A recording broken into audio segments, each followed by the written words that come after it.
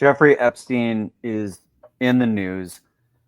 There's a lot being said, definitely a political win that's happening, but his ties to broader, bigger world events hasn't been discussed as much. I'd like to dig into this in a bit more detail. It's something that I didn't know a lot about. Reprehensible things done on what he was doing with his island, but how he got his start and what he's been doing in the world is broad, sweeping, and nefariously kind of evil and reprehensible. I don't know how to say it any worse than it is. So I think it's time to spend a little bit more time trying to understand exactly what this individual was doing, because it goes beyond just the US government, it goes beyond Israel. It's big. Start filling us in. This starts with Iran-Contra, or even goes further back than that. It goes. It is part of the Iran-Contra story, and I think the Iran-Contra is maybe a good place to start because it begins to give us an idea of the depth of this story. It's also when Jeffrey Epstein enters into a larger group that we ought to be paying attention to. And I think we need to go through the details of what was happening with Iran-Contra and how that sits with American foreign policy. We touched a little bit in our discussions about Iran and going back and remembering what was going on with Iran. So back in the 70s and even back to the 60s. So just briefly, the United States staged a coup at the behest of Britain. After Britain was upset that Iran had actually embraced democracy and had nationalized the oil company that after World War II they thought was going to be theirs. This is regime change. You've told us about how Britain is the main regime change. Yes, their main the tool in their chest, even before the United States had destroyed their empire after World War II.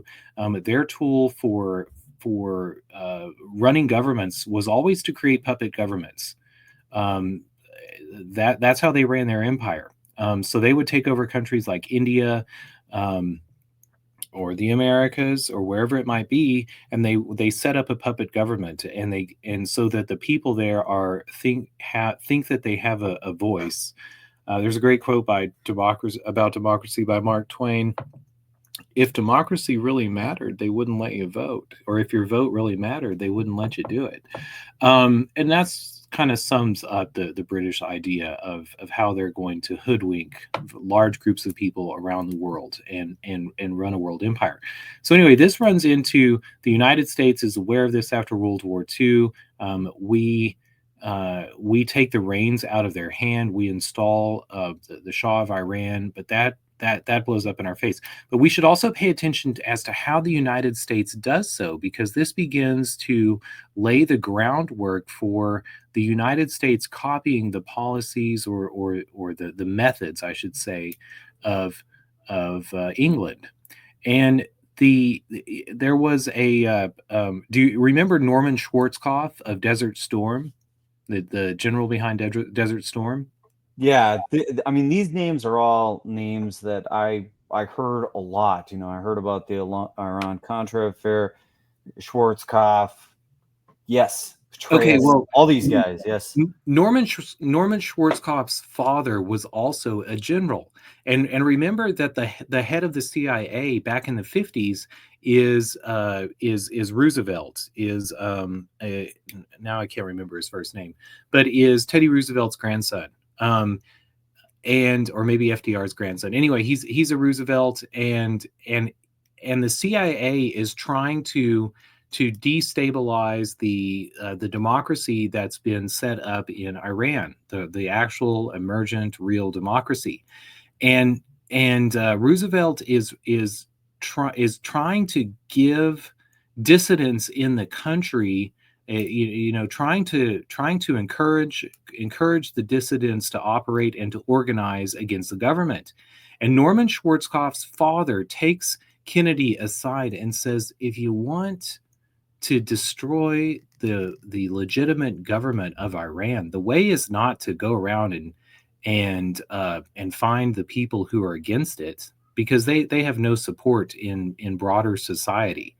The way to be successful is to round up supporters of the government and pay them to organize, but then to give them guns or fireworks or anything else. So whenever they organize in the park, be sure they make a mess, and be sure that there's violence at their rallies. And that way, this public sentiment will begin to turn against the leading party. So that's the duplicity that begins, and Roosevelt is very successful in taking that line, and he delegitimizes the Democratic governor or the Democratic leader of Iran. But okay, I'm getting sidetracked because there's a lot to go through. This it inspires a revolution in Iran, and when it does so, this also leads to the hostage crisis at the embassy. And the hostages work for the CIA. Why were they still in the embassy whenever they knew that there was a revolution going on? It's because they were busy shredding documents. And a lot of those documents had to do with the money printer that the CIA had there. Why did they have a money printer? Because they're printing money to give to the various leaders. This is why there are so many kingships or monarchies that still exist in this region, because the United States had a money printer, but they would have needed 6 or 7 to keep up with the democratic changeovers in leadership. If there's regular elections, you can't just buy off one person for 50 or 60 years. You have to buy somebody off every 4 or 5 years.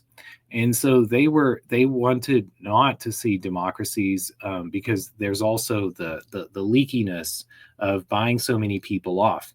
But so they were shredding documents in the embassy, and they were held up there. So this would lead to the Iran-Contra affair, the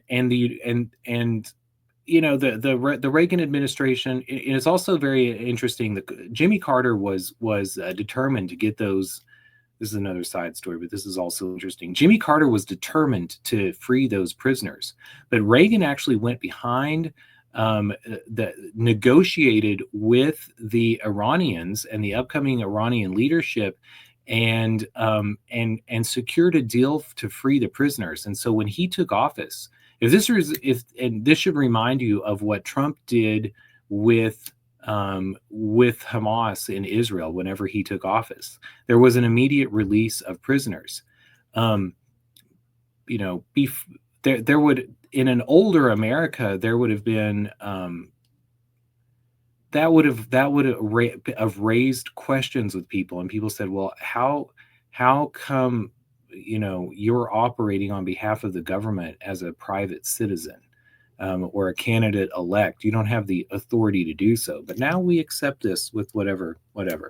But Iran-Contra gets to this whole idea of regime change and destabilization around the world. The United States, I should say, deep state, the CIA, special operation, the private army of the president, gets into the business of destabilizing countries all around the world. Why? Because we're afraid of Russia. And because we're afraid of Russia, and Russia is powerful, the United States begins to authorize more and more operating in secrecy. And, remember the Cuban Missile Crisis. This is not just about oil in the Middle East. This is also about securing American borders and keeping the countries that are next to America under control. So the Contra in Iran-Contra is about juntas or groups in South American countries. And Contra in Spanish means against in English. So we're organizing people who are against the various governments in everything from Panama to Ecuador to Peru to Bolivia to Colombia, Cuba, Brazil, we got to throw Brazil, Argentina, and Chile in here too. Everywhere in South America, every company has its own folder. That those folders are color coded. This is where we get the word a color revolution, because we always got revolutions brewing for each of these various countries, and this was the business of the operations side of the CIA for a very long time. Now, to sum up to this point, we have what's going on with Iran-Contra. There's weapons, CIA.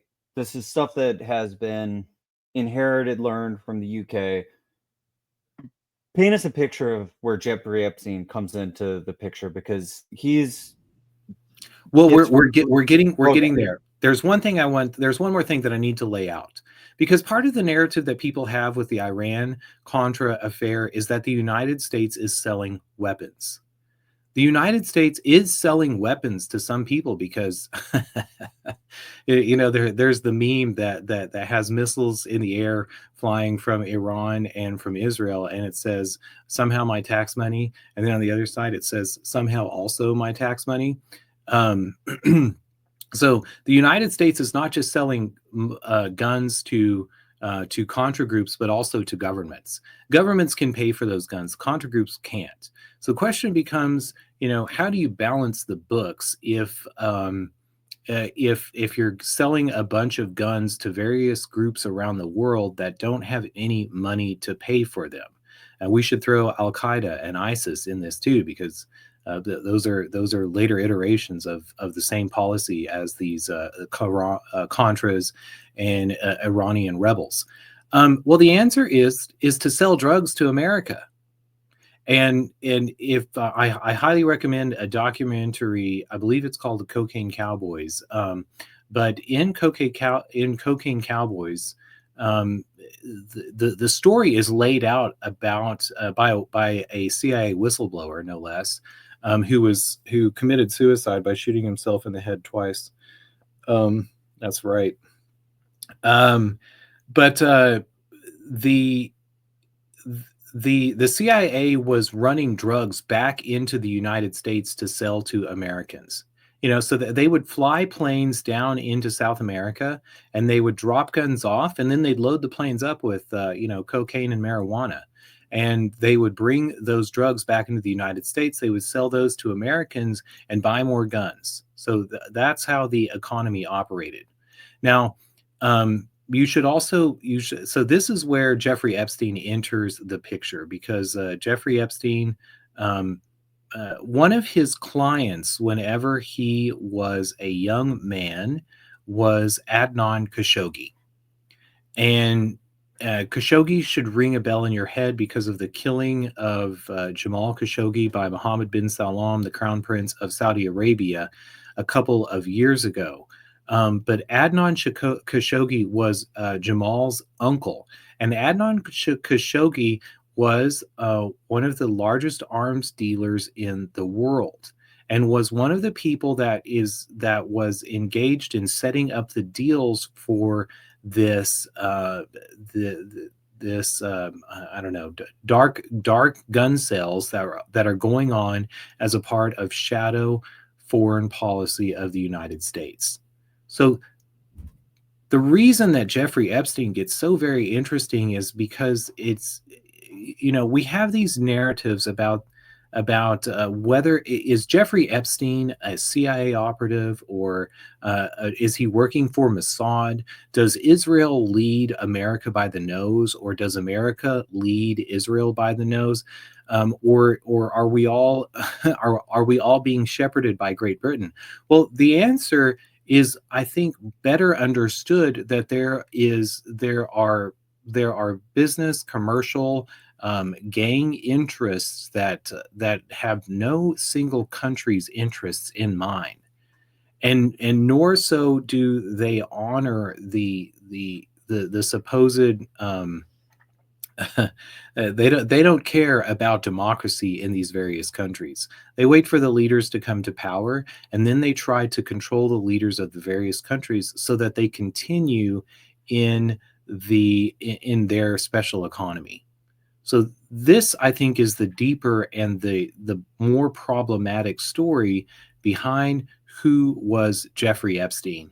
And for us to focus on Epstein Island or the compromat that was being cataloged for all of the various leaders of not just the United States, but all the other leaders who are coming to kiss the rings of American politicians.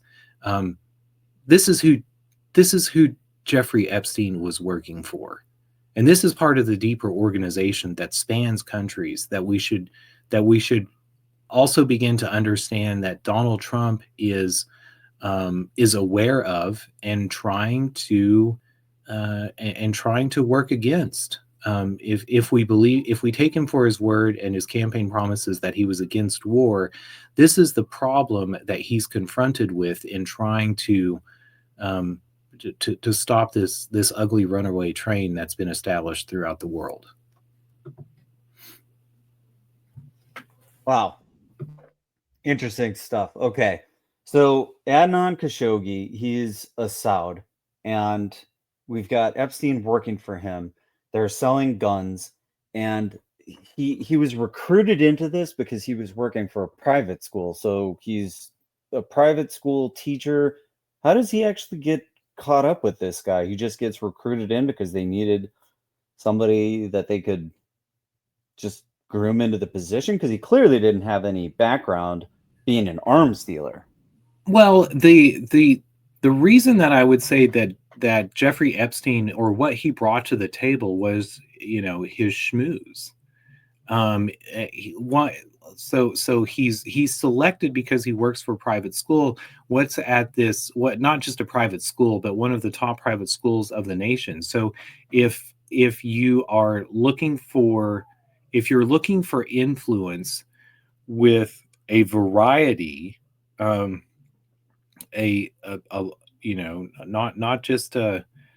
just some people who go to a country club, or some people who go to a church, or people who are part of a political party, great place to start is at a school. You have all sorts of incredibly rich and powerful people who have ties in different departments of the government, and in different sectors of the sectors of the private sector. A school is a great place to start. And so Jeffrey Epstein was chosen for, this is my assumption, by the way, but I would say that Jeffrey Epstein is chosen because he demonstrated an aptitude to become close to people, and to sort of set the stage for events to occur. And those events would be what we're focused on now. And when I say compromat, are you familiar with the phrase compromat? I've heard it. I'm not sure which direction you're going at this point, but like what really kind of stuck out in my mind is how Bill Clinton was tied into this whole thing, which I don't think you've had a chance to get into. But where are we going with the compromat piece? Well, compromat is compromising material, and comes out of that. I don't know. Yeah, this is why the Bohemian Grove guys do what they do, because they want to have something that they can hang over your head when you actually. I don't know that what the Bohemian Grove is. I think this is what's been said about it. They say no, that definitely is said, that the part of what happens at the Bohemian Grove is they get you to say compromising things, they get you to do compromising things, so that they know that you're in the club, because if you're ever to go against them, then they'll release all this stuff and make you look like an idiot and all this stuff. Yeah, I think it's more of drinking the Kool-Aid or drinking the tea when it comes to the Bohemian Grove. This regardless, I understand compromise, so I've got you. So keep going. Okay. Well, you asked why, where Bill Clinton.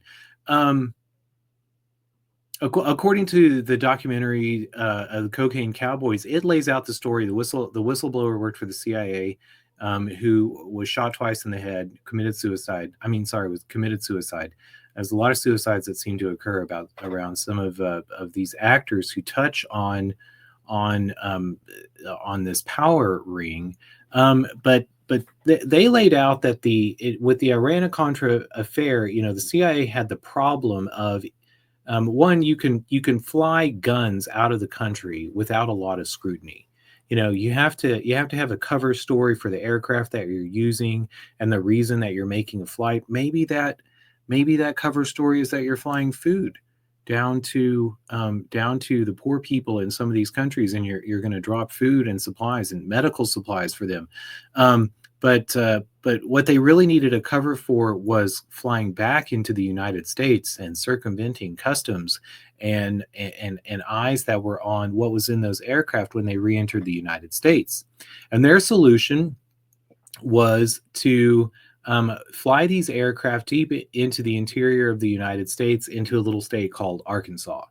And in southern Arkansas, they had a front man of a drug kingpin that was working out of a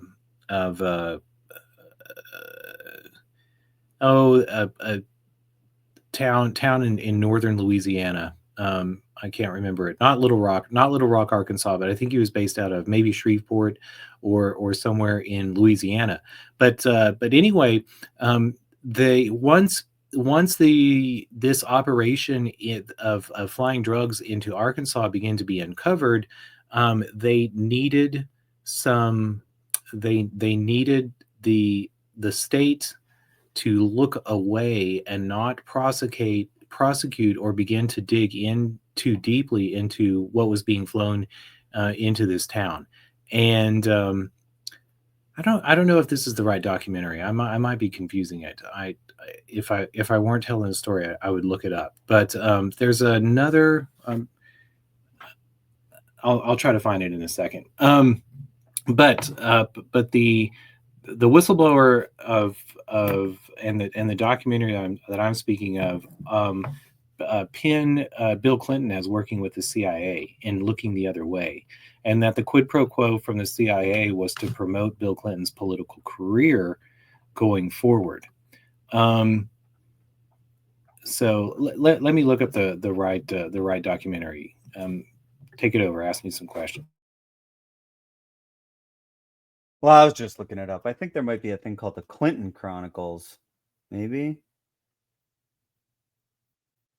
Yeah. I don't, well, this one seemed pretty interesting, but yeah, while you're looking it up, so the basic synopsis here is that Clinton is recruited because they need to have cover to be able to get drugs into the United States, and this is something that is somewhat more difficult. And I think you were telling me that there was a tie to firefighting as well, that they were using planes to fight fires, and that also provided some of the cover they needed for the planes that were coming into these areas.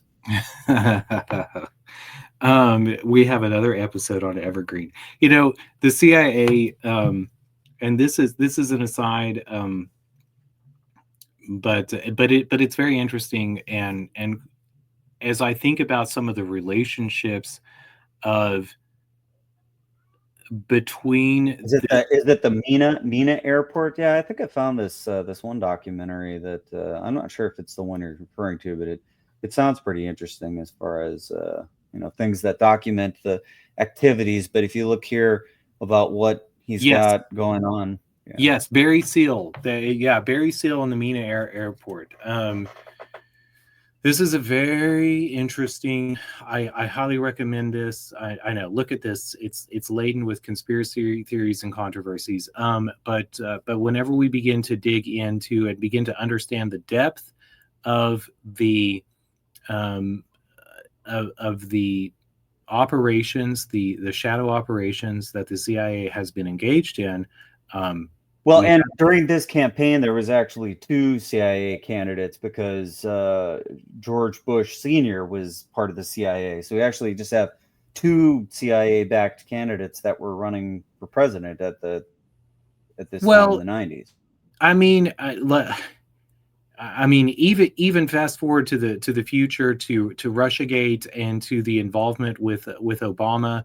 I'm not sure if you remember or heard much about Operation Snow Globe, but maybe that's another story. But yes, it seems that the modus operandi of the CIA coming out of the JFK fiasco, when they had a president go rogue and didn't follow in with their wishes, was to begin to not just worry about installing puppet governments in other countries of the world, but also in the United States.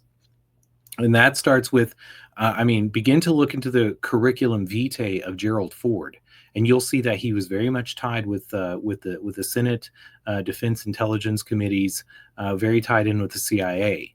And Jimmy Carter, you begin to look more deeply into his administration, and you see that the head of the CIA under him was George Prescott Bush, Papa Bush, and the likes of his national security team had Donald Rumsfeld and Dick Cheney, and some of these characters that we see over and over that span administrations. And we could also talk about the Carlyle Group and some of these corporations that are not just not interested in so much drugs, but also in securing the resources. Carlyle Group is an investment portfolio coming out of Connecticut. Where is George Bush actually from? He's not from Texas. He's from Connecticut, and he represents old money and old railroad interest. George Bush's father was the right-hand man of Averell Harriman. Averell Harriman was the Secretary of State for FDR, and he's the one who he's a very interesting character, but he was one of the wise men of FDR's cabinet and later Truman's cabinet that was sort of single-handedly tasked with setting up American foreign relations with other countries in our outsized position of influence coming out of World War II. And he was chosen. So why? Because he had businesses in Russia, because he had businesses all around the world, and bumbling politicians in America. FDR said, "You go talk to these other governments. They have principalities. They have long-standing connections.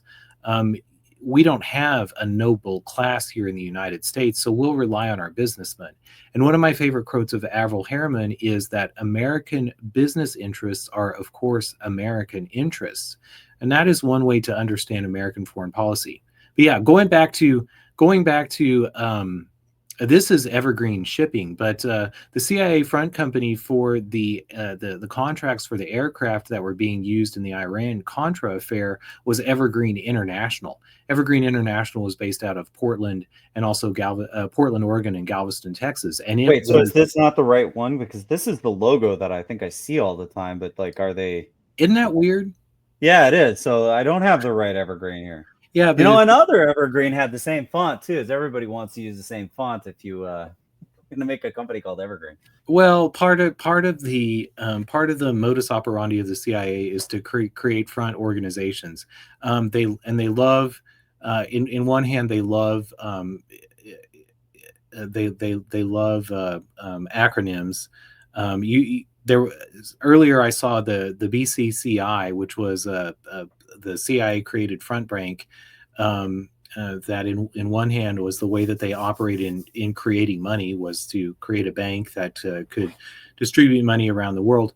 But yeah, also with Evergreen, because what you had up there was Evergreen Shipping. If anyone remembers, there was the Evergrande that stalled shipping in the Suez Canal. I don't know that much about Evergreen, the shipping company. I believe it's based out of South Korea, but I've always found it very interesting that the CIA used to have a front company in aviation that had a name and branding, and that name and branding pop up. It's got to be this one, but that logo looks the exact same. Look up Evergreen International. That'll bring you to I did. I was looking up Evergreen International Portland. Like, I put in all the words that you said, and this is the one that came up. So I was like, oh, and it's even on a shipping container. It's got to be the right one. How could there be so many companies called Evergreen that have that little circle symbol next to it? Do you see that? That's the exact same thing I just pulled up. Yeah, it's kind of weird. It's kind of weird. Must be coincidence. Oh, if They it's all not, like to use this monospace font thing. Like, I swear, it's I had no idea. if it's not coincidence, then I guarantee it's a conspiracy theory. But anyway, this is how the CIA has operated for a very long time, and operating. I think the broad takeaways that I want people to understand when it comes to the Epstein story is that tied in with American foreign policy is the are the methods that we've fallen into of regime change, and how we do so in stirring up dissent and creating chaos in the various countries around the world as a means of soft power to thwart the will of the people in all of these countries and allow them to be subjugated to the will and the dominance of the United States. But that's not putting it so quite wholly, because whenever we think about the frustrations that we have with our own government and the lines like the uniparty, or that it doesn't matter which politician that we vote for, we send them to Washington and they become swamp monsters. Well, if we begin to think about how these the relationship between these companies and the industries, the defense, the sale of arms, the sale of drugs, the charging of rates for shipping around the world, the reliance on commerce, and not just commerce, but global commerce that has larger shipping routes and larger fees that are tied to that. Well, if we think about those relationships and unpegged from government and how they operate with impunity across a broad span of governments around the world, I think we get a little bit closer to where the power base is. And again, Jeffrey Epstein acting as the fixer for this hazy conglomerate of operations and operatives that both work within governments and within the private sector. Well, Jeffrey Epstein gives us a window into understanding what's been going on for so long. I think the most interesting thing that you told me that I really didn't have any purview or idea about was that he was working for Adnan Khashoggi, and this was an arms dealer, and this guy was a Saudi. It ties a lot of stuff together that has been coming to light in the discussion and the war that's happening between Israel and Iran. It's kind of all coming full circle and starting to make more sense now that I see some of the ways that these things line up. Do you think that because of all these ties, that this is one of the reasons why the Epstein list was held back and wasn't really pursued by the Democrats, and also isn't being pursued by the Republicans, because this doesn't just show what's going on the island, but it also reveals a lot of activities that the U.S. government does not want to come to light? Is that part of what's happening here? Okay, a great question, and maybe a great topic to, or a great sort of subject to end on. Before we go there, I did want to point out at the bottom of the page we have Dodi Fayed. Do you remember who Dodi Fayed was? That he wasn't he the bodyguard for Diana, Princess Diana, Dodi Al Fayed, or remember? Isn't that weird? I think yes, that was Dodi Al Fayed. And I wasn't even aware of that connection to the Khashoggis, but there you have it. You asked if the Epstein clients and those people who were in who are on that list is part of the reason. Yes, but I think we need to understand a couple of things here. One, to be targeted by not just Jeffrey Epstein, but this group who is seeking a broad span of influence so that they can operate with impunity around the world is one thing, and it speaks to their power or their dominance in various sectors or their political influence throughout the world. And so I think part of the reticence of the government is because to be targeted because you're powerful, to be targeted by an international criminal gang is not necessarily an indictment of your guilt. And but secondly, I think that the reason that that Jeffrey Epstein was able to operate and without that information being leaked in the past was because, I mean, we have members of the Department of Justice who are told that and explicitly relay back to whatever committee that they're addressing, et cetera, that they were told Jeffrey Epstein was part of the CIA. He was an asset of the CIA. So you can. So I think that's part of it. I think when it comes to Donald Trump's relationship with it, if he's working against the interests of an international group that's seeking to perpetuate arms sales and perpetuate wars throughout the world to necessitate those arms sales, you can see him as wanting to bury the salacious sexual honeypot compromise side of this operation because he's got bigger fish to fry. But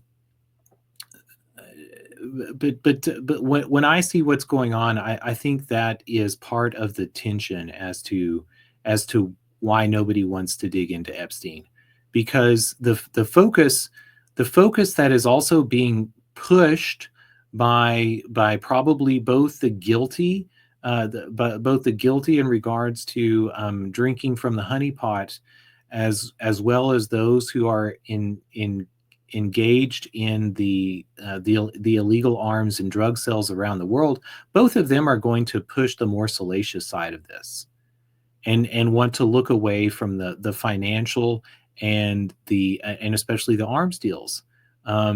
So if you're going to tackle the bigger problem and the public attention can only handle so much, then I don't know, but I think that's what's going on with some of the decisions that Trump has made. Because when I look at Donald Trump, I don't know if you remember his first campaign when he said 2 Corinthians. But I never had I've always thought that Trump was trying to rebrand himself as somebody who was a little more like, morally highfalutin than he was in his past. And I don't know that he was aware of the depth of the operation behind Donald Trump before he was in office. But I do think that his actions in his first term and the statements that he made in his campaign for his second term tell me that he became aware of the influence of this international conglomerate and was determined to try to rein it in. And that is a very tricky row to hoe. So if Jeffrey Epstein revelations lead us to begin to understand that the operations of the CIA and American chaos in regions around the world is not a conspiracy theory, but the actual modus operandi of the United States government, then I'm all for it. But if it's just a sideshow in which we're worried about the sexual proclivities of various famous people around the world, and that's as deep as we look, then it gets us nowhere. And it will for a generation continue to give cover to this international syndicate. Because the general premise that you're saying is this is a terrible thing that was going on. I mean, human trafficking young women to an island and doing what was happening on the island. it's an awful, morally reprehensible thing. What you're saying is there's something behind this, and that was the compromise piece of the overall organization. And the broader narrative is that we have this organization and the individuals who are involved in arms sales, drug sales, regime change. All of this is the broader narrative of power, control, and the flow of drugs and money and arms across the entire planet. And this is a portion of what was happening. But Jeffrey Epstein was part of the larger piece, of whom Adnan Khashoggi is one of the top guys. Well, and I say that, like, the focus, I worry that about the focus being distracted from, especially the arms sale and the drug sale, because they have Well, such I a don't even think those things are in the picture. I mean, I certainly hadn't heard about they any are of this. intentionally kept out of the picture.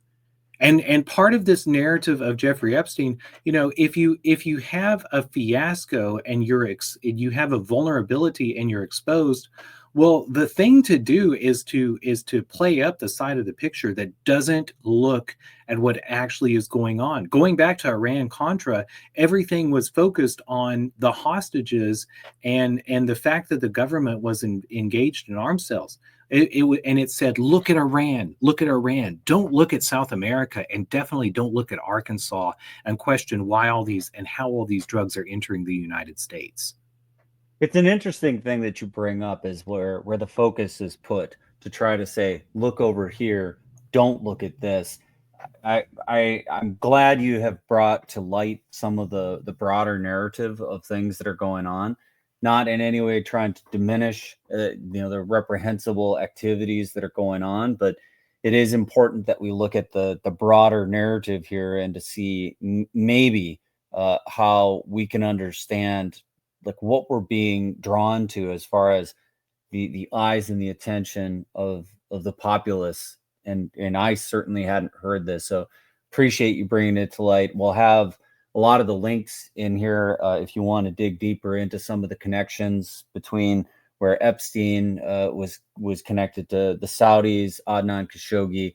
I think that this is fascinating and also stomach churning at the same time. I'm sometimes dismayed by the things that I learn about from you, Lucas, but I'm glad you bring it up, because it gives me a broader context to understand maybe how the world really works. Well, I enjoy going into it. So, but we're over time.